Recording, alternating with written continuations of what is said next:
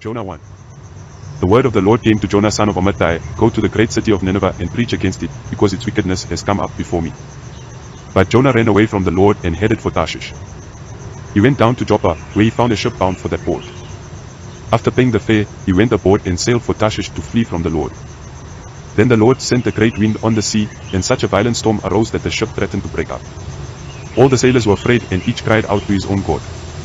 And they threw the cargo into the sea to lighten the ship. But Jonah had gone below deck, where he lay down and fell into a deep sleep. The captain went to him and said, How can you sleep? Get up and call on your God. Maybe he will take notice of us, so that we will not perish. Then the sailors said to each other, Come, let us cast lots to find out who is responsible for this calamity. They cast lots, and the lot fell on Jonah. So they asked him, Tell us, who is responsible for making all this trouble for us? What kind of work do you do? Where do you come from? What is your country? From what people are you? He answered, I am a Hebrew, and I worship the Lord, the God of heaven, who made the sea and the dry land. This terrified them, and they asked, What have you done? They knew he was running away from the Lord, because he had already told them so. The sea was getting rougher and rougher. So they asked him, What should we do to you to make the sea come down for us? Pick me up and throw me into the sea, he replied, and it will become calm. I know that it is my fault that this great storm has come upon you. Instead, the men did their best to row back to land. But they could not, for the sea grew even wilder than before. Then they cried out to the Lord, Please, Lord, do not let us die for taking this man's life. Do not hold us accountable for killing an innocent man, for you, Lord, have done as you pleased.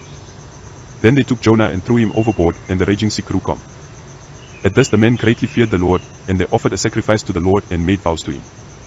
Now the Lord provided a huge fish to swallow Jonah, and Jonah was in the belly of the fish 3 days and 3 nights. Jonah 2. From inside the fish Jonah prayed to the Lord his God.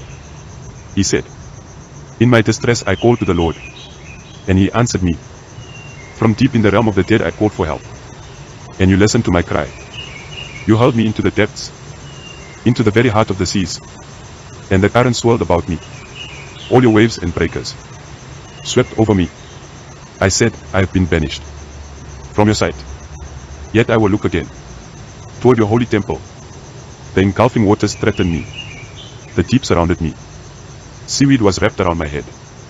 To the roots of the mountains I sank down. The earth beneath barred me in forever. But you, Lord my God, brought my life up from the pit. When my life was ebbing away, I remembered you, Lord, and my prayer rose to you, to your holy temple.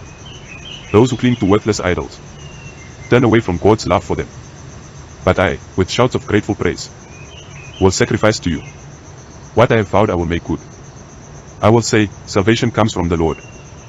And the Lord commanded the fish, and it vomited Jonah onto dry land. Jonah 3. Then the word of the Lord came to Jonah a second time, Go to the great city of Nineveh and proclaim to it the message I give you. Jonah obeyed the word of the Lord and went to Nineveh. Now Nineveh was a very large city. It took 3 days to go through it. Jonah began by going a day's journey into the city, proclaiming, 40 more days and Nineveh will be overthrown. The Ninevites believed God. A fast was proclaimed, and all of them, from the greatest to the least, put on sackcloth. When Jonah's warning reached the king of Nineveh, he rose from his throne, took off his royal robes, covered himself with sackcloth and sat down in the dust. This is the proclamation he issued in Nineveh. By the decree of the king and his nobles. Do not let people or animals, herds or flocks, taste anything, do not let them eat or drink. But let people and animals be covered with sackcloth. Let everyone call urgently on God. Let them give up their evil ways and their violence. Who knows? God may yet relent and with compassion turn from his fierce anger so that we will not perish. When God saw what they did and how they turned from their evil ways, he relented and did not bring on them the destruction he had threatened. Jonah 4. But to Jonah this seemed very wrong, and he became angry.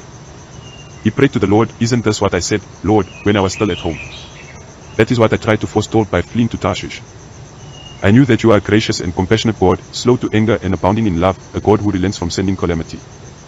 Now, Lord, take away my life, for it is better for me to die than to live.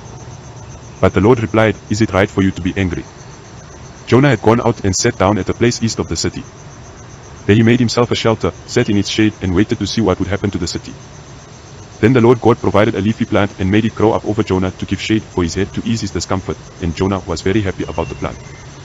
But at dawn the next day God provided a worm, which chewed the plant so that it withered. When the sun rose, God provided a scorching east wind, and the sun blazed on Jonah's head so that he grew faint. He wanted to die, and said, "It would be better for me to die than to live." But God said to Jonah, "Is it right for you to be angry about the plant?"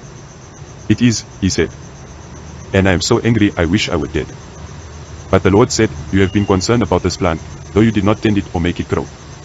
It sprang up overnight and died overnight. And should I not have concern for the great city of Nineveh, in which there are more than 120,000 people who cannot tell their right hand from their left, and also many animals?"